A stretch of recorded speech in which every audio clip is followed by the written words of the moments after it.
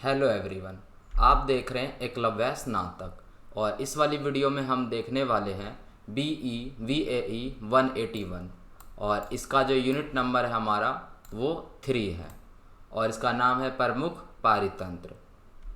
यहाँ पर देखिए आपका यूनिट नंबर जो 1 है वो हो चुका है, यूनिट नंबर जो 2 है वो भी हो चुका है। इसकी वीडियो आपको चैनल पर मिल जाएगी। यूनिट नंबर जो 3 है वो इस वाली वीडियो में कंप्लीट हो जाएगा। ठीक है दोस्तों, यहाँ पर आगे बढ़ते हैं और सबसे पहले हमारे सामने है परिचय। इस यूनिट के अंदर हम क्या पढ़ने वाले हैं, स्थलीय पारितंत्र और जलीय पारितंत्र जो पढ़ने वाले हैं, तो उसके बारे में और जो है हम यहाँ पर देखेंगे कि कौन कौन सी जो चीज़ें हैं वो आती हैं। परिचय देख लेते हैं सबसे पहले हम यहाँ पर। तो यहाँ पर देखिए, यहाँ पर सबसे पहले हमने पिछले यूनिट में पारितंत्र और उसकी संरचना के बारे में जो है अध्ययन किया था। अगर आपने पिछली 2 यूनिट नहीं देखी है तो आप जाकर देख सकते हो पहले उन्हें। ठीक है दोस्तों, यहाँ पर जो है हम जानते हैं कि पारितंत्र को 2 भागों में विभाजित किया गया है। ठीक है, तो जो 2 भाग है उसके, वो पहला है स्थलीय पारितंत्र और जो दूसरा है वो है जलीय पारितंत्र। ठीक है दोस्तों, तो यहाँ पर जो स्थलीय पारितंत्र है उसके बारे में पहले यहाँ पर देखते हैं। जो स्थलीय पारितंत्र है उसके अंदर हमारा क्या क्या आता है। स्थलीय मतलब स्थल यानी कि ज़मीन, यानी कि यहाँ पर आप देख सकते हो कि वन, अपना वन आ गया इसके अंदर। घास के जो मैदान हैं वो आ गए इसके अंदर हमारे। जो मरुस्थल हो गए, जो डेजर्ट्स होते हैं, ठीक है, रेगिस्तान, तो वो आ गए। ये सारी जो चीज़ें हैं ये अपने किस में आ गए, स्थलीय पारितंत्र के अंतर्गत आते हैं। ठीक है, दूसरा हम बात करते हैं यहाँ पर जलीय पारितंत्र। तो आपको पता है जलीय पारितंत्र के अंदर कौन कौन सी चीज़ें आएंगी। जो हमारा नदियाँ होती हैं, ठीक है, जो हमारे झीलें हो गए, हमारे जो समुद्र है वो हो गए, तो ये जो सारी चीज़ें हैं ये हमारे किसके अंतर्गत आता है, जलीय पारितंत्र के अंदर। ठीक है दोस्तों, इस यूनिट में हम क्या करेंगे, अलग अलग तरीके के स्थलीय पारितंत्र और जलीय पारितंत्र। ठीक है, यानी स्थलीय पारितंत्र के भी कई सारे प्रकार होंगे, उसमें भी बहुत सारी चीज़ें आएंगी, उसे समझेंगे, और जलीय पारितंत्र के अंदर भी बहुत सारी चीज़ें आएंगी, उसे समझेंगे। तो इसके बारे में हम गहराई से जो है यहाँ पर जानकारी जो प्राप्त है वो करने वाले हैं। ठीक है दोस्तों, यहाँ पर देखिए टॉपिक पे यहाँ पर आगे चलते हैं और सबसे पहले हमारे सामने यहाँ पर है वन पारितंत्र। इसका मतलब है कि हम जंगल से रिलेटेड, ठीक है, वन से रिलेटेड जो है यहाँ पर हम बात करने वाले हैं। उसके जो टाइप्स है वो सारी जो चीज़ें हम बात करने वाले हैं वहाँ पर। यहाँ पर देखते सबसे पहले वन पारितंत्र की। ठीक है, तो वन का मतलब क्या होता है दोस्तों। वन सुनते ही हमारे मन में ख्याल आता है जंगल, ठीक है, जिसमें बहुत सारे जो वृक्ष है वो लगे होंगे। वो वृक्ष अलग अलग प्रकार के हो सकते हैं। वो वृक्ष, कुछ वृक्ष जो है लंबे हो सकते हैं, कुछ वृक्ष छोटे हो सकते हैं, कुछ वृक्ष पतले हो सकते हैं, कुछ वृक्ष क्या है मोटे भी हो सकते हैं। ठीक है, तो इस प्रकार के जो चीज़ें हैं हमें वन सुनते ही हमारे सामने आता है। तो वन शब्द की जो उत्पत्ति है दोस्तों वो लैटिन शब्द फॉरिस से हुई है। ठीक है, फॉरिस से, जिसका अर्थ क्या होता है, जिसका अर्थ होता है बाहर की जगह। ठीक है ना, सिंपल सी बात है। वन जो होगा वो क्या होगा, वो बाहर होगा।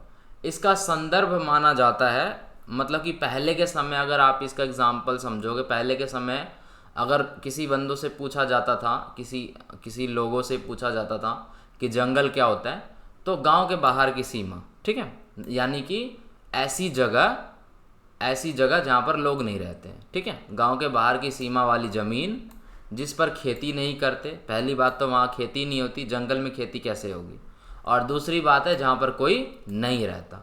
तो ये जो है, ये जो सारी बातें हमें जंगल सुनते ही हमारे दिमाग में आती है। ठीक है, यहाँ पर आगे बढ़ते हैं और यहाँ पर देखते हैं सबसे पहले जो हमारे सामने जो हम बात करने वाले हैं वो है शंकुधारी वृक्ष वन। यानी कि ऐसे वन जिसमें जो पेड़ होंगे वो कैसे होंगे, वो शंकुधारी होंगे। ठीक है, यहाँ पर देखते हैं क्या बताया गया है। तो शंकुधारी वृक्ष वन का मतलब क्या है, अधिक वर्षा, मतलब जो बारिश होती है वो ज़्यादा होती है, तथा ठंडे मौसम वाले दिन होते हैं वहाँ पर। यानी जो दिन होते हैं वो कैसे होंगे, ठंडे मौसम, मतलब कि गर्मी नहीं होगी ज़्यादा दिन के समय में। ठीक है, इसलिए तो ज़्यादा वर्षा वाला क्षेत्र हुआ ना ये। उसके बाद क्या है, गर्मियों के दिन कम होते हैं। ठीक है, अब यहाँ पर क्या है कि गर्मियों के दिन जो है वो कम होते हैं और ठंड के दिन जो है वो ज़्यादा होते हैं, क्योंकि यहाँ पर जो वर्षा होती है वो ज़्यादा होती है। इसकी विशेषता क्या है? इसकी विशेषता है कि इसमें बोरियल शंकुधारी वृक्ष पाए जाते हैं। सबसे बड़ी विशेषता क्या है इसकी? यहाँ पर जो वृक्ष पाए जाएंगे वो कैसे आकार के होंगे? वो शंकुधारी होंगे, ठीक है। उसके बाद क्या है, पौधों की अगर स्पीसीज़ की अगर हम बात करें यहाँ पर कि किस प्रकार के जो पौधे की जो स्पीसीज़ मिलती है, तो वो है स्प्रूस और चीड़ के पेड़, ठीक है। तो ये जो सारे जो पेड़ है ये क्या है, ये शंकुधारी होते हैं। कैसे होते हैं? शंकुधारी टाइप के जो है वो वृक्ष जो है वो होते हैं, ठीक है दोस्तों। तो ये सारी बातें हैं यहाँ पर। यहाँ देखते हैं शीतोष्ण वर्षावन, ठीक है। अगला टॉपिक हमारा ये है, क्या है? शीतोष्ण वर्षावन। शीतोष्ण का मतलब क्या है? यहाँ पर जो है ठंड, ठीक है, ठंड भी होगी प्लस में वर्षा भी होगी। यहाँ पर देखते हैं शीतोष्ण वर्षावन किसी अन्य वर्षावन से अधिक ठंड है। देखो, एक तो होता है वर्षावन जिसमें होती है वर्षा ज़्यादा, एक होती है शीतोष्ण वर्षावन यानी कि किसी और वर्षावन से अगर हम उसे कंपैरिजन करें तो इस वर्षावन में ठंड ज़्यादा होगी। यही बात यहाँ पर बताई जा रही है।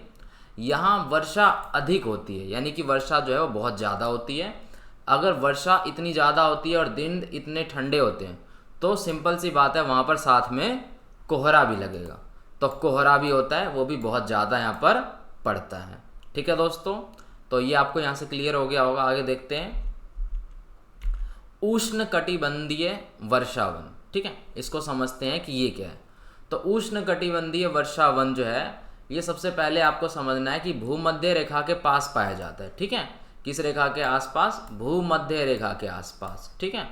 तो भूमध्य रेखा के आसपास वाले जो जगह होगी वहाँ पर क्या है, उष्ण कटिबंधीय वर्षावन जो है वो पाए जाते हैं। यहाँ पर ताप और आर्द्रता दोनों ही अधिक होती है, ठीक है। यहाँ पर क्या है, ताप भी ज़्यादा होती है और आर्द्रता भी ज़्यादा होती है, ठीक है दोस्तों। वार्षिक वर्षा 200 सेंटीमीटर से भी यहाँ पर क्या है, अधिक होती है, यानी कि यहाँ पर जो वर्षा है वो भी क्या होती है, ज़्यादा होती है। अगर हम यहाँ पर बात करें कि इस वन में पाए जाने वाले जीव कौन से होते हैं, ठीक है। देखिए, हर एक जो जंगल है, जो इस टाइप की हम चीज़ों की बात कर रहे हैं, तो पहली बात तो यहाँ पर क्या है, जो वन है वो अलग अलग टाइप के पाए जाएंगे थोड़े से। और दूसरी बात, यहाँ पर जो रहने वाले जीव है वो भी क्या है, वो भी थोड़े अलग अलग होंगे। जैसे यहाँ पर अगर हम देखें तो यहाँ पर पाए जाने वाले जो जीव है वो है जलीय सरीसृप, ठीक है। उसके बाद छिपकलियाँ हो गई, सांपों की अलग अलग प्रजातियाँ, अलग अलग स्पीशीज़, गिलहरियाँ और बंदर, ठीक है। तो ये जो है यहाँ पर पाए जाने वाले ये क्या हो गए, अपने जीव हो गए, ठीक है दोस्तों। यहाँ पर देखिए, अगर हम बात करें यहाँ पर इसकी, तो यह है उपोष्णीय वर्षावन। तो इसकी क्या खास बात है, इसकी क्या विशेषता है, ये देखते हैं हम। इस क्षेत्र में काफ़ी ज़्यादा वर्षा होती है, ठीक है, यानी यहाँ पर जो वर्षा है वो अत्यधिक होती है, ठीक है। यहाँ के जो पेड़ होते हैं, मैंने आपको बताया था पेड़ भी जो है वो थोड़े अलग टाइप के मिलेंगे। तो यहाँ पर जो पेड़ होते हैं वो चौड़ी पत्ते वाले होते हैं, सदाबहार वन जो है वो पाए जाते हैं, ठीक है। अगर आपको नहीं पता कि चौड़ी पत्ते वाले जो वृक्ष है वो कैसे होते हैं, तो वो होते हैं ओक के और मैंगोलिया के और इमली के भी, ठीक है। तो आप चाहो तो इनको क्या है, इनको आप सर्च कर सकते हो इन पेड़ के नामों को, तो आपको पता चल जाएंगे कि इनकी जो पेड़ों की जो पत्तियाँ होती हैं वो क्या होती है, चौड़ी होती हैं, ठीक है दोस्तों। यहाँ पर आगे बढ़ते हैं और अब हमारे सामने यहाँ पर आ गया दोस्तों वनों का महत्व। तो ये तो बहुत ही ज़्यादा जो है आप कह सकते हो कि सिंपल सा और महत्वपूर्ण टॉपिक है, ठीक है। वनों का महत्व यानी जो जंगल है, यानी कि जो वन है वो हमारे लिए क्यों महत्वपूर्ण है, उनका महत्व हमारे जीवन में क्यों है, ठीक है, या किस लिए है। तो ये देखेंगे, वनों का महत्व हमें पता ही है। जंगल हमारे लिए जो बहुत ज़्यादा महत्वपूर्ण होते हैं, क्योंकि जंगलों से क्या है, सबसे ज़्यादा जो है हमें वहाँ से क्या मिलता है, ऑक्सीजन मिलेगा, ठीक है। शुद्ध जो है हमें वहाँ से हवा प्राप्त होगी, पर्यावरण अच्छा रहेगा। प्लस में क्या है, हमें जंगलों से कई प्रकार के उत्पाद भी मिलते हैं, ठीक है। मतलब कि जो चीज़ें होती है वो मिलती है, प्लस में हमें लकड़ियाँ भी मिलती है वहाँ से बहुत ज़्यादा, ठीक है। पहले के समय में जो लोग थे वहाँ से वो भी मिला करता था लोगों को, क्या था वो, जड़ी बूटियाँ, ठीक है। तो वो सारी जो चीज़ें हैं वो मिला करती थी। प्लस में क्या होता है कि जो जंगल होता है वो बहुत सारे जीवों का, प्राणियों का, जंगली जानवरों का घर भी होता है। ठीक है, तो वन हमारे जीवन में बहुत ज़्यादा महत्वपूर्ण है। यहाँ पर आगे बढ़ते हैं, देखते हैं कि क्या बात है। यहाँ पर देखिए, मनुष्य के लिए वन बहुत ज़्यादा क्या है, जरूरी है। बहुत ज़्यादा अहम भूमिका जो है वन निभाता है। ठीक है दोस्तों, क्योंकि वनों से हमें कई प्रकार के उत्पाद मिलते हैं। ठीक है, कई प्रकार के जो प्रोडक्ट है वो हमें वनों से मिलते हैं। ठीक है, वो कच्चा माल हो सकता है, फाइनल गुड्स भी हो सकता है। ठीक है, अगर वो फल है तो फाइनल गुड्स है, नहीं तो कुछ कच्चे माल भी हो सकते हैं जिससे आने वाले टाइम में हम क्या कर सकते हैं, उससे बना सकते हैं। फॉर एग्जांपल लकड़ियों को काट कर हम फर्नीचर तैयार करते हैं।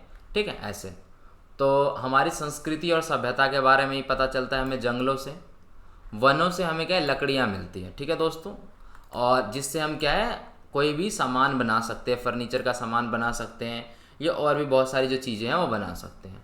वनों से हमें क्या है, औषधियाँ भी प्राप्त होती है, जड़ी बूटियाँ मिलती है जो कि बहुत ज़्यादा उपयोगी होती है। वन से क्या है, वन्य प्राणी यानी कि जो जंगली जानवर या कि जो जंगल में रहने वाले प्राणी है, ठीक है, उनका आवास होता है, यानी जंगल उनका घर होता है। ठीक है, और वन भूस्खलन को भी रोकता है, ये भी इम्पोर्टेंट है। भूस्खलन का मतलब होता है लैंडस्लाइड। ठीक है, और लैंडस्लाइड का मतलब होता है, देखिए जैसे मान के चलिए कि जंगल है। ठीक है, तो जंगल के बीच में क्या होता है, रास्ता जा रहा होता है, रास्ता यहाँ से जा रहा है और चारों तरफ क्या है, यहाँ से जंगल है। तो होता क्या है कि अगर जंगल नहीं होगा, ठीक है, तो यहाँ पर क्या है, रास्ते में क्या है कि गिर सकते हैं ये, मतलब यहाँ पर अगर कहीं पे पहाड़ है तो पहाड़ गिर सकते हैं, या मिट्टी के ढेर जो हैं वो गिर सकते हैं। तो वन क्या होता है, उन सब चीज़ों को यानी मिट्टियों को पकड़ कर रखता है, जिसकी वजह से क्या होता है, भूस्खलन नहीं होता है। ठीक है, तो और भूस्खलन होता भी है तो वो कुछ ऐसी जगहों पे होता है जहाँ पर क्या है, कुछ ऐसी स्पेशल जगह होती है जहाँ पर मिट्टी कुछ अजीब तरीके से रखी हुई है, तो वहाँ पर बरसात के समय में क्या होता है, भूस्खलन हो जाता है। यानी वन क्या है, हमें भूस्खलन से भी बचाता है। ठीक है, यहाँ पर कहने वाली जो बात है वो यही है। ठीक है, यहाँ पर आगे बढ़ते हैं और यहाँ पर देखते हैं मरुस्थल पारितंत्र। तो मरुस्थल पारितंत्र का मतलब हो गया दोस्तों, यहाँ पर हम बात कर रहे हैं रेगिस्तान से रिलेटेड। ठीक है, रेगिस्तान, तो रेगिस्तान आपको पता है रेगिस्तान कैसी जगह होती है। रेगिस्तान जो है वो गर्म जगह होती है, वहाँ पर जो धूप है वो बहुत ज़्यादा पड़ती है, प्लस में क्या है, वहाँ पर जो वर्षा है वो बहुत कम होती है, प्लस में क्या है, वहाँ पर जो है नॉर्मल पेड़ पौधे नहीं पाए जाते। कैक्टस पौधे का नाम सुना होगा आपने, जिसमें कांटे कांटे होते हैं। ठीक है, तो वैसे पौधे जो हैं वो पाए जाते हैं, और भी बहुत सारी चीज़ें होती हैं वहाँ पर। कीड़े मकोड़े और जो सांप होते हैं, सांप की प्रजातियाँ होती है बहुत तरीके की, वो पाई जाती है। और आपने देखा होगा वो एक सांप होता है जो बिल्कुल रेगिस्तान में जब जाता है तो वो उसी के कलर का होता है, बिल्कुल ऐसा लगता है कि यहाँ पर सांप नहीं है, लेकिन वो सांप काफ़ी खतरनाक होता है। ठीक है, तो ऐसी तरह की जो सिचुएशन होती है वो यहाँ पर मरुस्थल पारितंत्र के अंतर्गत पाई जाती है। ठीक है दोस्तों, तो यहाँ पर हम देख लेते हैं क्या बात है। देखिए, जहाँ पर बहुत कम वर्षा होती है, ठीक है, रेगिस्तान में आप जानते हो बहुत कम वर्षा होती है, साथ ही ताप यानी कि हीट जो है वो भी बहुत ज़्यादा होता है, और उतार चढ़ाव होता रहता है। दोस्तों होता क्या है कि रेगिस्तान में ये देखा गया है कि दिन के समय में बहुत ज़्यादा गर्मी होती है और रात के समय में ठंड भी पड़ती है। ठीक है, तो ये सारी जो चीज़ें रेगिस्तान में होती है। यहाँ के जो पौधे हैं कुछ इस प्रकार है, जैसे ऑर्गन पाइप कैक्टस हो गए, और क्रियोसॉट झाड़ी हो गई। ठीक है, तो इस प्रकार के जो पौधे हैं ये भी थोड़े स्पेशल टाइप के यहाँ पर पाए जाते हैं। ठीक है दोस्तों, अगर हम बात करें यहाँ पर, तो यहाँ पर कुछ ऐसे जीव भी पाए जाते हैं जो बगैर पानी के कई दिनों तक, कई हफ्तों तक या उससे भी लंबे समय तक रह सकते हैं, अपने आप को रख सकते हैं, जैसे कि ऊँट। ठीक है, ऊँट के बारे में पढ़ा होगा आपने, तो ऊँट बहुत दिनों तक, बहुत सप्ताह तक क्या है, बिना पानी के रह सकता है। और इसी टाइप के जो यहाँ पर जानवर है, जीव है, जो पाए जाते हैं। छिपकलियों की बात करें तो 18 तरीके की जो स्पीशीज़ यहाँ पर पाई जाती है। सांपों की भी बहुत सारी स्पीशीज़ जो है, 18 स्पीशीज़ इसकी भी पाई जाती हैं। तो इस प्रकार की जो चीज़ें यहाँ पर होती हैं। ठीक है दोस्तों, यहाँ पर आगे बढ़ते हैं और अब हम बात करते हैं यहाँ पर जलीय पारितंत्र की। तो जलीय पारितंत्र में दोस्तों हमारा जो है आ जाएगा कौन सा, जलीय पारितंत्र के अंतर्गत क्या आता है? जलीय पारितंत्र के अंदर हमारा आता है तालाब हो गया, नदी हो गई, महासागर हो गए, ठीक है। तो ये सारी जो चीज़ें हैं जलीय पारितंत्र के अंतर्गत हमारा आता है, ठीक है। उसके बाद क्या है, यहाँ पर जो जीव की अगर हम बात करें तो बहुत सारी होती है, जैसे कि कुछ कीड़े मकोड़े भी होते हैं, जैसे आपने समुद्र के किनारे देखे होंगे, ठीक है। वो अलग अलग तरीके के जीव होते हैं। और अगर हम जल के अंदर बात करें तो जल के अंदर भी कई तरीके के जीव होते हैं, मछलियाँ होती है, ठीक है। और प्लस में जो पौधे होते हैं, पौधे भी होते हैं। जो समुद्र के पौधे होते हैं वो अलग होते हैं। कुछ पौधे होते हैं समुद्र के अंदर जो बिल्कुल गहराई में भी पाए जाते हैं। कुछ ऐसे होते हैं जिनका जो आधा सिरा होता है वो पानी के अंदर होता है, जो आधा सिरा होता है वो पानी के बाहर भी होता है। तो इस तरह की जो चीज़ें हैं वो जलीय पारितंत्र के अंतर्गत जो है वो पाई जाती हैं, ठीक है दोस्तों। तो यहाँ पर हम देख लेते हैं, जलीय पारितंत्र के अंदर शामिल है हमारा तालाब, झील, नदी अथवा महासागर। ये सारी जो चीज़ें हैं ये हमारे जलीय पारितंत्र के अंतर्गत आती है, ठीक है दोस्तों। यहाँ पर देखिए जलीय जीव हमारा कौन सा हो जाएगा, यहाँ पर पटलक के बारे में बताया गया। ये क्या है? ये वही जीव है जो मैंने अभी आपको बताया, पौधा, फ्लोटिंग प्लांट, ठीक है। यह वह जीव होता है जो वायु और जल पर रहता है, ठीक है दोस्तों। मतलब कि उसका जो आधा सिरा होता है वो कहाँ रहता है, आप देखोगे तो वो रहता है जल के ऊपर, ठीक है। यानी कि वायु लेता है वहाँ से वो, और जो थोड़ा हिस्सा होता है वो जल के अंदर होता है, ठीक है। और जो फ्लोटिंग प्लांट्स हैं, फ्लोटिंग प्लांट समझ रहे हो ना आप, जो तैरते हैं उसी के ऊपर, पानी के ऊपर। जैसे कि जल पर तैरने वाले पौधे हो गए, जिनका कुछ हिस्सा जल से बाहर होता है और कुछ हिस्सा जल के अंदर होता है, ठीक है। यही वाली बात है यहाँ पर। यहाँ पर देखिए, यहाँ पर बात आ जाती है अपने तर्णक की, ठीक है। तो ये क्या है, इस वर्ग के अंदर वो प्राणी आते हैं जो तैरते हैं, ठीक है, जो प्राय बड़े होते हैं। बड़े का मतलब क्या है, वो जो नॉर्मल कीड़े मकोड़े होते हैं उनसे साइज़ में थोड़े बड़े हो सकते हैं और बहुत ज़्यादा भी बड़े हो सकते हैं, ठीक है, कीड़े मकोड़े से ज़्यादा।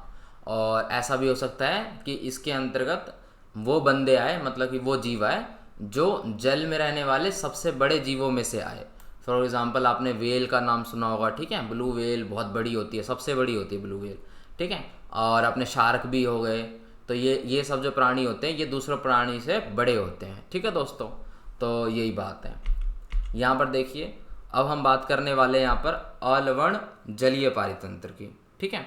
इसके अंतर्गत देखते हैं कौन सी जो चीज़ें हैं वो आती हैं, ठीक है। तो पहले आप अलवण को समझ लीजिए। देखिए लवण का मतलब क्या होता है, लवण जिस पानी में होता है, आप समझ लीजिए कि वो जो पानी है वो खारा होगा, उसमें नमक की मात्रा होगी, ठीक है। और अलवण का मतलब होता है कि उसमें जो है मतलब लवण की मात्रा कम पाई जाएगी, ठीक है। तो यहाँ पर देखते हैं अलवण जलीय पारितंत्र के बारे में थोड़ा।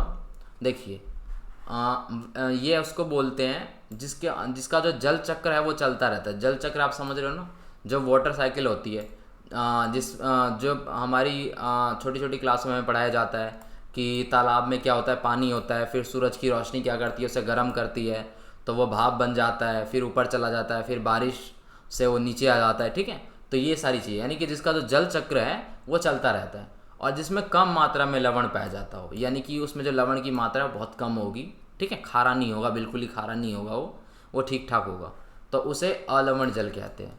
तो अलवण जल पारितंत्रों को दो भागों में बांटा गया है। यहाँ पर अब हम बात कर लेते हैं अलवण जल पारितंत्रों को दो भागों में बांटा गया है। ये जो है ये मोस्ट इंपॉर्टेंट है, ठीक है। अब बड़ी बड़ी क्लासों में जाओगे तो ये क्वेश्चन आ जाता है कि अलवण जल पारितंत्रों को कितने भागों में बांटा गया है। तो उसमें आप लिख सकते हो, एक हो गया लैंटिक और एक हो गया लॉटिक, ठीक है। आप इसे ऐसे समझिए, सरो और सरित।